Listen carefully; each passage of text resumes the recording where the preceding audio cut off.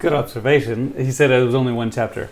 But I think he actually didn't say that as clearly as he could. In the book, it's only the words, it's or, the word light, shows up, it's added on to one of the verses, and it doesn't have any significant meaning of it. I think it makes it sound better. But I saw another video. I think they've counted up. I think there's about 17 different changes, but most of them are the difference between al with an aleph and a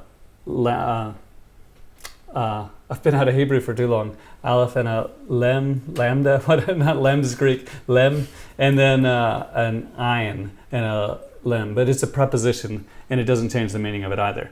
So the only significant change is the addition of the word light in one verse in Isaiah. I'll double check that just to make sure. But he's still undercut his argument, hasn't he? Because what he's saying is there was very little change over 1,000 years. Yeah. Excellent. Nevertheless, the earliest one was still better than the latest one. So you can't have it both ways. Well, that's if the earliest one lasts. Yeah. It would be nice if there were more early ones. At least we've got the Dead Sea Scrolls. Well, I think too the Dead Sea Scrolls, they if they come from a different family, which we'll learn about in the New Testament stuff, then they may not actually be better. It depends whether that family's more reliable than the family that the Masoretic text is based on. I did not go into that level of detail for this. My goodness. That's fair enough. But that's so I'm disappointed. When you copy, I know of it. I just didn't decide. When you copy something, if you make a big mistake, and then heaps of people copy your big mistake, that becomes a new family, which is different from everything else. That's right. But the point of the matter is, this is not, as you'll soon see, we're not talking big mistakes. I'd say either, but we'll deal with that. We'll cross that bridge when we come to it. We are nearly, once we finish. This is Robert. Oh, okay. All right. So this is the end of we've got 30 minutes left. We could, all right. He has a nice story about this guy, Robert Dick Wilson. I think he's about 15 when he prays to God. He says, God, if you'll let me live to be 70, I'll spend the next 15 years learning all the languages I can. He learns some ridiculous number of languages that are possibly a tiny bit related to the Old Testament. I don't know, Proto-Assyrian. I don't know. Let's make up some names of ancient languages. Anyway, and then he... And then he spends the next 15 years doing, I think, writing about it, and the last 15 telling everybody he can about it, or the next 20, however it works out. And so he ended up living to be 70, and he did everything that he asked God. He told God he would do if he got to live to 70.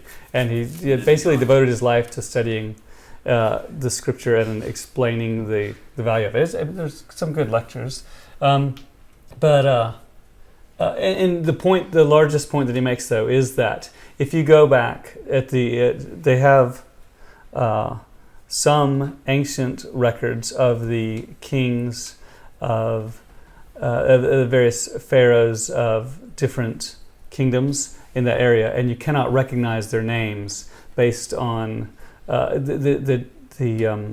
the writing has changed so much that the modern, the oldest extant copies we have are.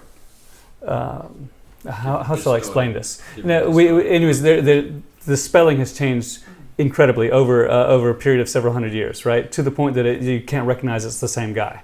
That is not the case with the Hebrew kings. You can look at the Masoretic text, and you can find ancient. They've actually found ancient inscriptions in stone or wherever, and you can recognize the actual kings' names. And he's saying this serves to make the point that even the spelling of a king's name, every little detail is exactly as it should be if you go back and find these ancient artifacts. Because it is 8:30, I will recommend that you guys check out the sections on Robert Dick Wilson later, I guess. Is this on YouTube? Yeah, this is on YouTube. Yeah, shamelessly took it off YouTube, and it's called something like, is the Bible reliable? Josh McDowell. You ought to be able to, that ought to get you in the ballpark.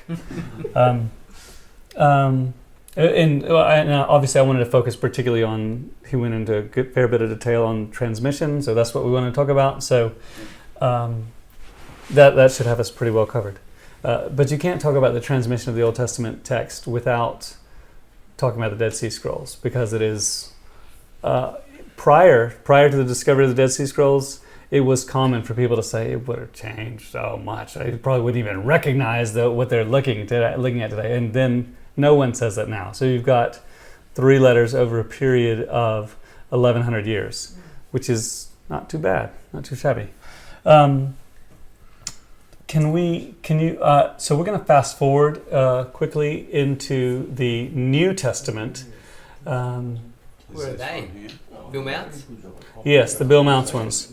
And we have, for the last little bit here, I'll pass out the sheets after we'll just watch the video and then do the sheets. Let me check to see are the New Testament's reliable, and then can we trust the translation? So go on, do the New Testament manuscripts. Are they reliable? Quickly. You guys would probably have heard of Bart Ehrman, maybe?